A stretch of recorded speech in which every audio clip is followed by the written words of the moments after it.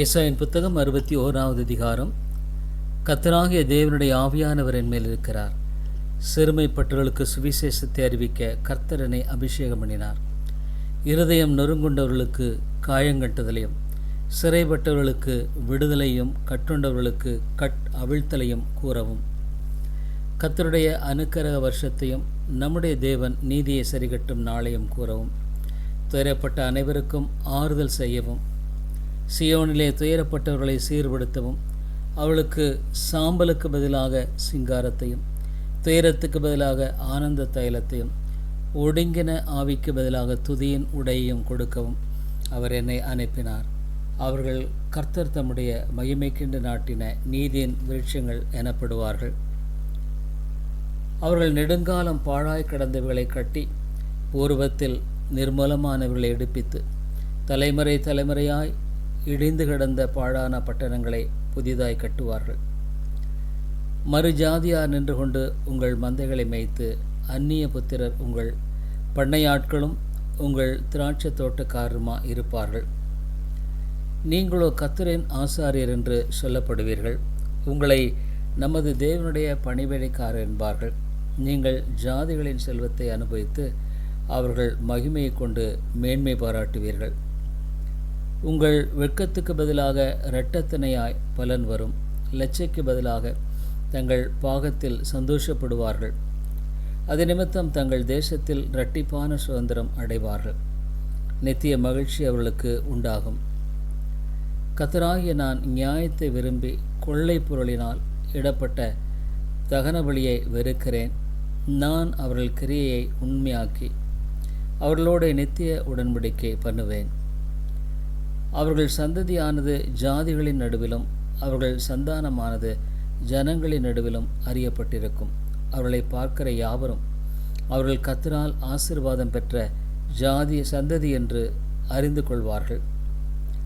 கர்த்தருக்குள் பூரிப்பாய் மகிழ்கிறேன். என் தேவனுக்குள் என் ஆத்துமா களி கூர்ந்திருக்கிறது. மணவாளன் ஆபரணங்களினால் தன்னை அலங்கரித்துக் கொள்கிறதற்கும், மணவாட்டி நகைகளினால் தன்னை சிங்காரித்துக் கொள்கிறதற்கும் ஒப்பாக அவர் ரட்சிப்பின் வஸ்திரங்களை எனக்கு உடுத்தி நீதியின் சால்வையை எனக்கு தரித்தார். பூமி தன் பூண்டுகளை விளைப்பது போலவும், தோட்டம் தன்னில் விதைக்கப்பட்டவைகளை முளைவிப்பது போலவும் கர்த்தராகிய ஆண்டவர் எல்லா ஜாதிகளுக்கும் முன்பாக நீதியையும் துதியையும் முளைக்க பண்ணுவார். ஏசாயின் புத்தகம் 62வது அதிகாரம். சியோ நிமித்தமும் எருசலேம் நிமித்தமும் நான் மௌனமாயிராமலும், அதன் நீதி பிரகாசத்தைப் போலவும் அதன் ரட்சிப்பு எரிகிற தீவெட்டியைப் போலவும் வெளிப்படும் மட்டும் அமராமலும் இருப்பேன். ஜாதிகள் உன் நீதியையும் சகல ராஜாக்களும் உன் மகிமையையும் காண்பார்கள். கர்த்தருடைய வாய் சொல்லும் புது நாமத்தால் நீ அழைக்கப்படுவாய். நீ கர்த்தருடைய கையில் அலங்காரமான கிரீடமும் உன் தேவனுடைய கரத்தில் ராஜ முடியுமாயிருப்பாய். நீ கைவிடப்பட்டவள் எண்ணப்படாமலும் உன் தேசம் இனி பாழான தேசம் எனப்படாமலும், நீ எப்சிபா என்றும் உன் தேசம் பியூலா என்றும் சொல்லப்படும். கர்த்தர் உன்மேல் பிரியமாயிருக்கிறார். உன் தேசம் வாழ்க்கைப்படும். வாலிபன் கன்னிகையை விவாகம் பண்ணுவது போல உன் மக்கள் உன்னை விவாகம் பண்ணுவார்கள். மணவாளன் மணவாட்டியின் மேல் மகிழ்ச்சியாயிருப்பது போல உன் தேவன் உன்மேல் மகிழ்ச்சியாயிருப்பார். எருசலேமே, உன் மதில்கள் நிமித்தம் மதில்களின் மேல் பகல் முழுவதும் ராமழுதும் ஒரு காலம் மௌனமாயிராத ஜாமக்காரரை கட்டளையிடுகிறேன். கர்த்தரை பிரஸ்தாபம் பண்ணுவர்களே, நீங்கள் அமெரிக்கா இருக்கலாகாது. அவர் எருசலேமை ஸ்திரப்படுத்தி பூமியிலே அதை புகழ்ச்சியாக்கும் வரைக்கும் அவரை அமர்ந்திருக்க விடாதிருங்கள்.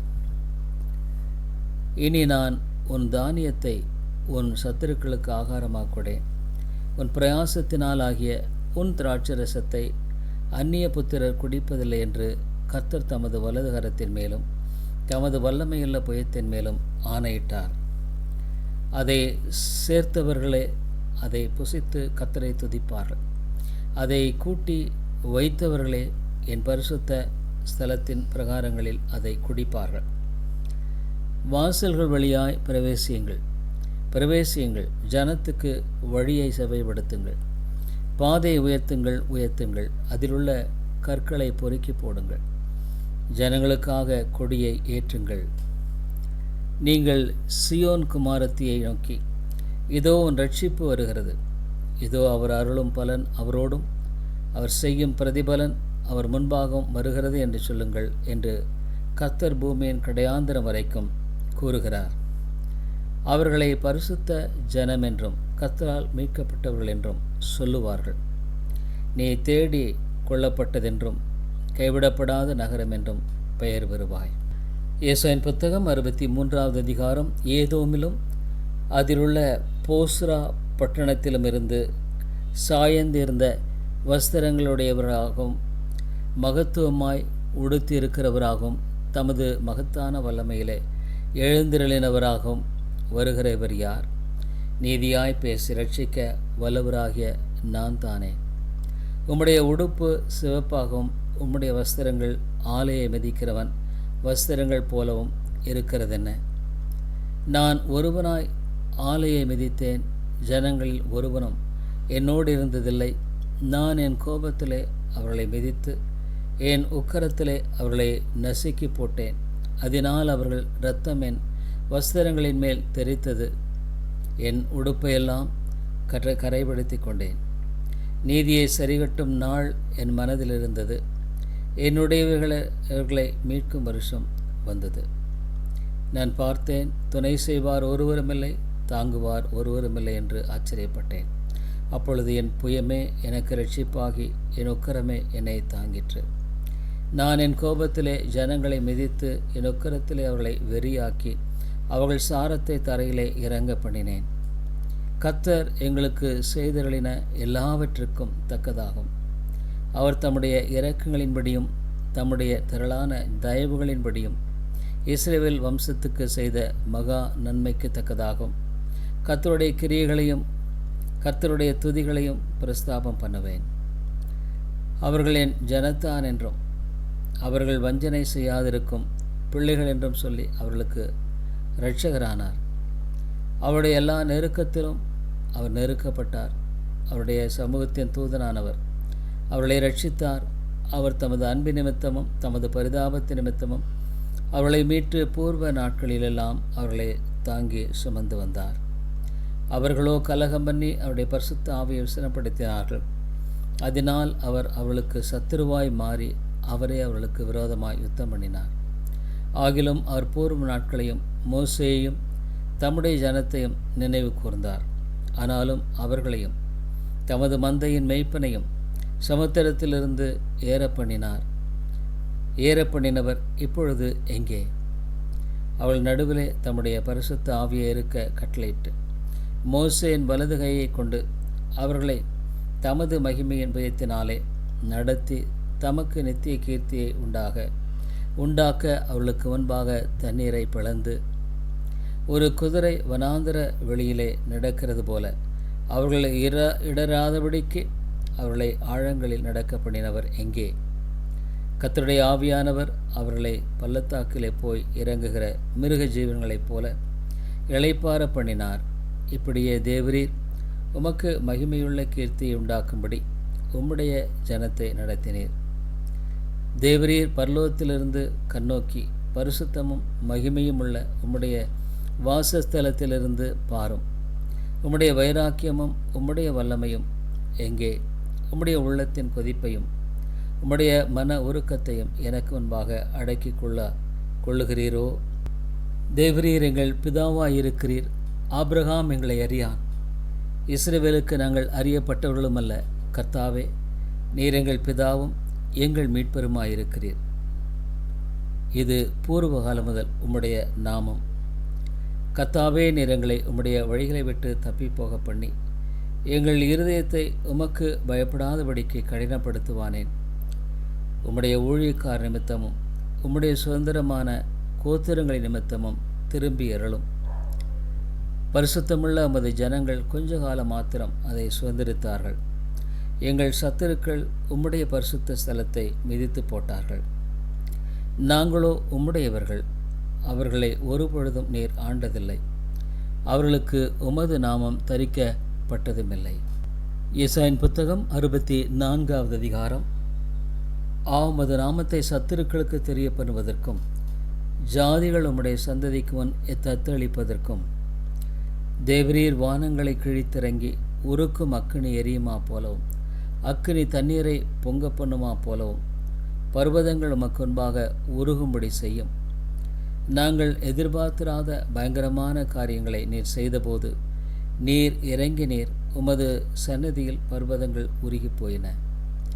தேவனே, உமக்கு காத்திருக்கிறவர்களுக்கு நீர் செய்பவைகளை நீரே இல்லாமல் உலக தோற்றம் முதற்கொண்டு ஒருவரும் கேட்டதுமில்லை, செவியால் உணர்ந்ததுமில்லை, அவைகளை கண்டதுமில்லை.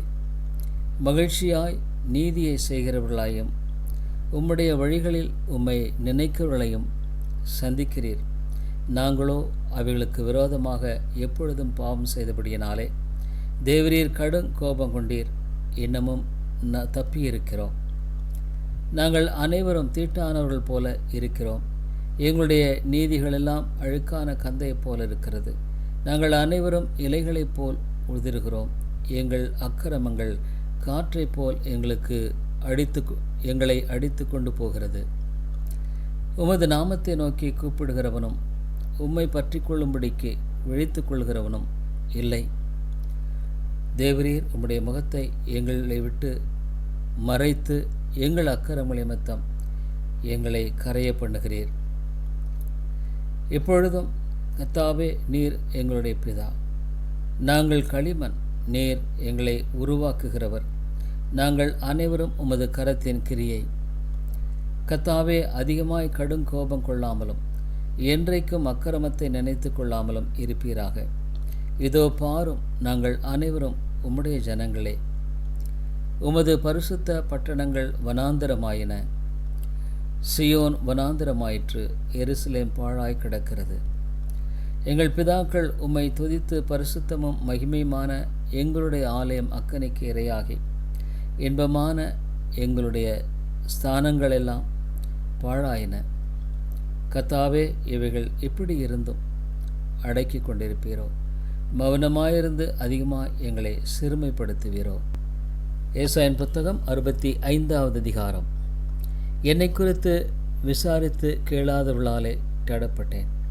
என்னை தேடாதிருந்தவர்களாலே கண்டறியப்பட்டேன்.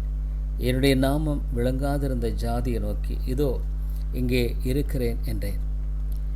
நலமல்லாத வழியிலே தங்கள் நினைவுகளின்படி நடக்கிற முரட்டாட்டமான ஜனத்தண்டைக்கு நாள் முழுவதும் என் கைகளை நீட்டினேன்.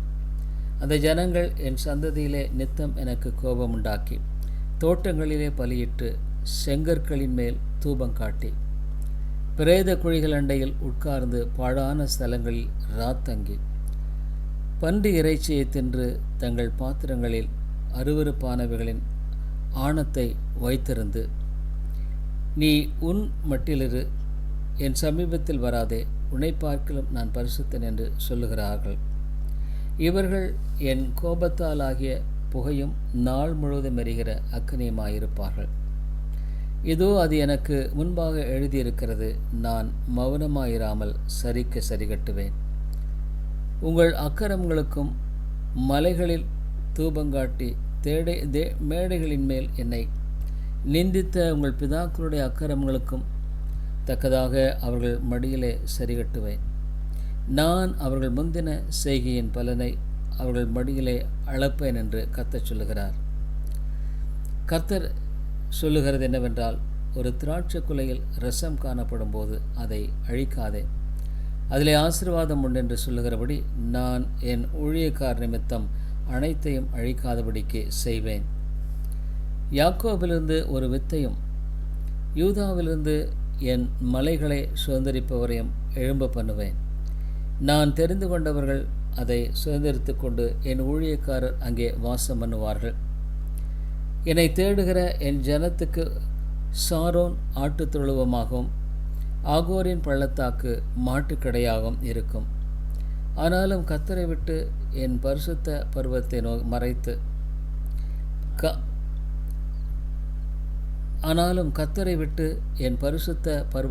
மறந்து காத் என்னும் தெய்வத்துக்கு பந்தியை ஆயத்தம் பண்ணி மேனி என்னும் தெய்வத்துக்கு பானபலியை நிறைய வார்க்கிறவளே, உங்களை நான் பட்டயத்துக்கு எண்ணிக் கொடுப்பேன்.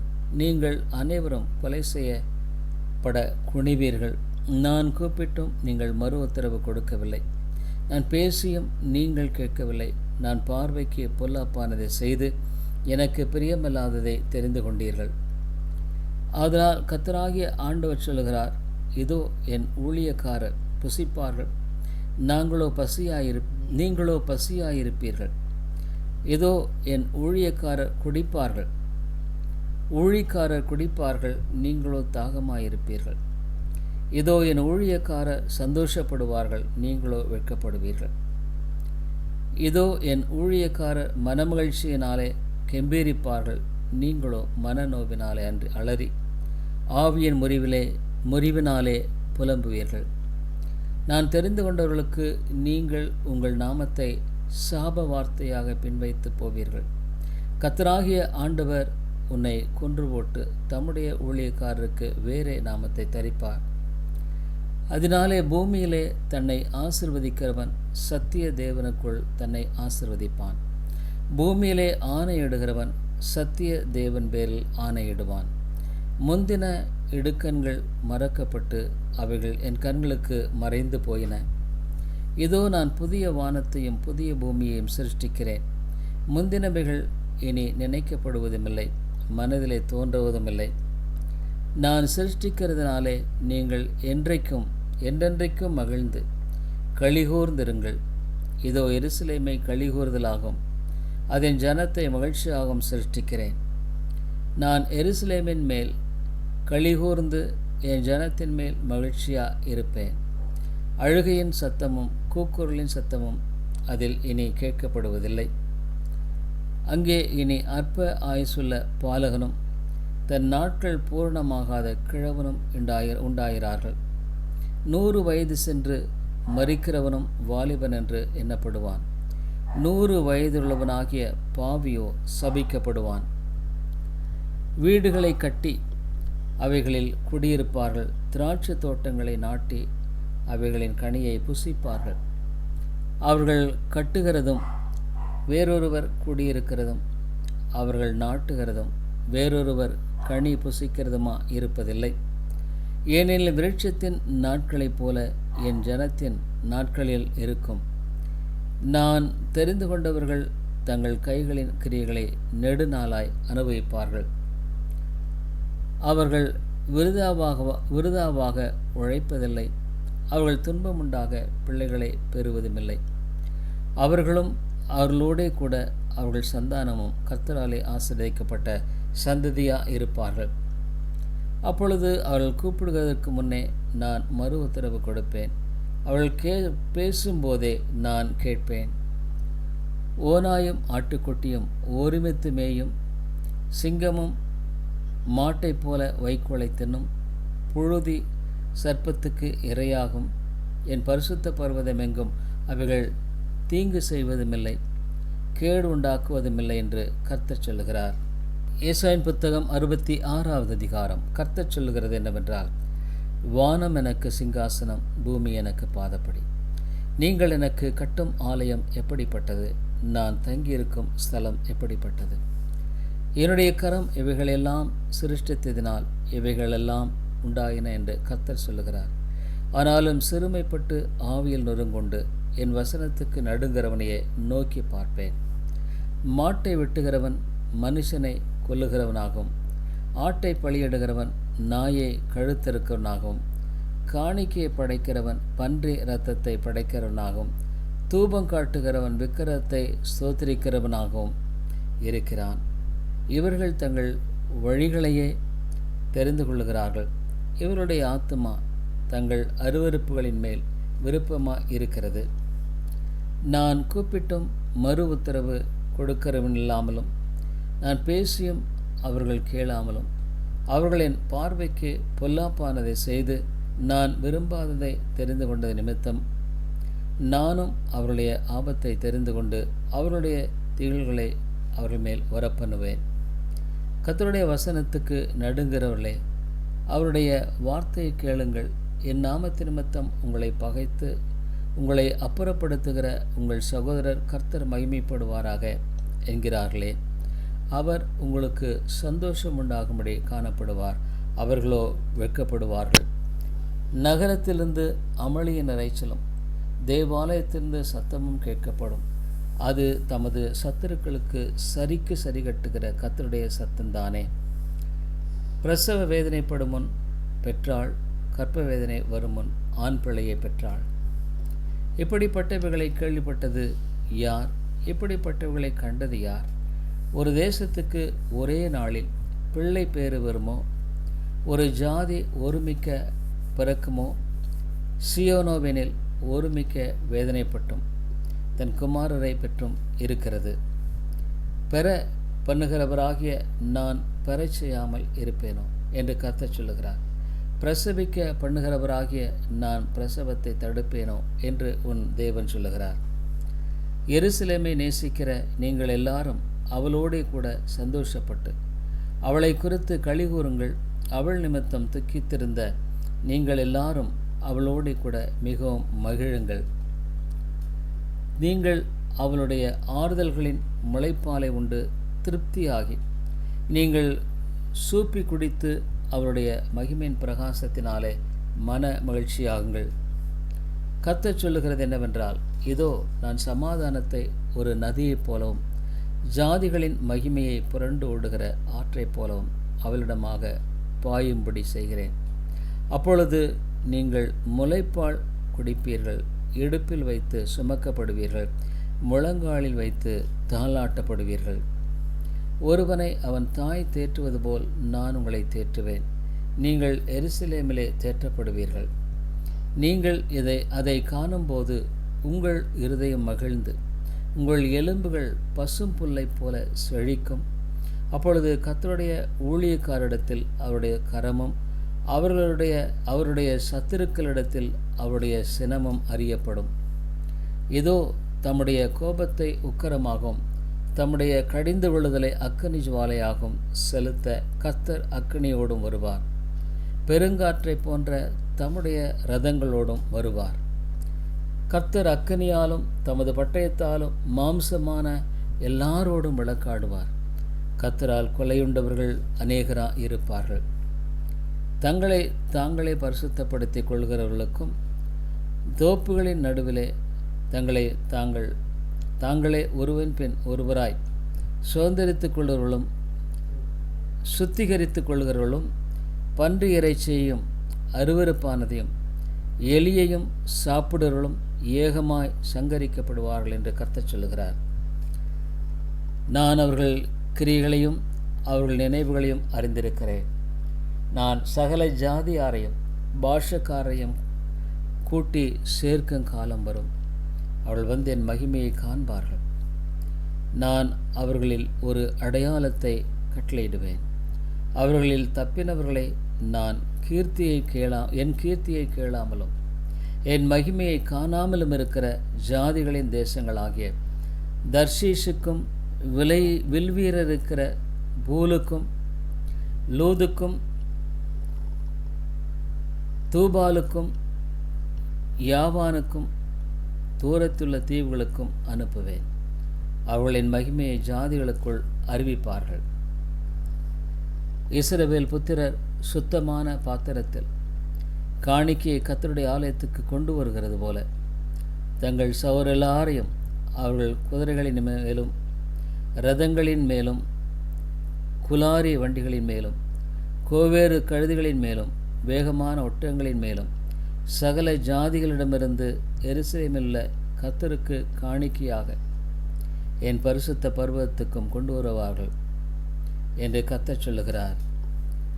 அவர்களிலும் சிலரை ஆசாரியராகவும் லேவியராகவும் தெரிந்து கொள்வேன் என்று கர்த்தர் சொல்லுகிறார். நான் படைக்கப் போகிற புதிய வானமும் புதிய பூமியும் எனக்கு முன்பாக நிற்பது போல உங்கள் சந்ததியும் உங்கள் நாமம் நிற்கும் என்று கர்த்தர் சொல்லுகிறார். அப்பொழுது மாதந்தோறும் ஓய்வு நாள் தோறும் மாம்சமான யாவரும் எனக்கு முன்பாக தொழுது கொள்வார்கள் என்று கர்த்தர் சொல்லுகிறார். அவர்கள் வெளியே போய் எனக்கு விரோதமாய் பாதகம் செய்த மனுஷருடைய பிரேதங்களை பார்ப்பார்கள். அவருடைய பூச்சி சாகாமலும் அவருடைய அக்கினி அவியாமலும் இருக்கும். அவர்கள் மாம்சமான யாவருக்கும் அரோசிகமாக இருப்பார்கள்.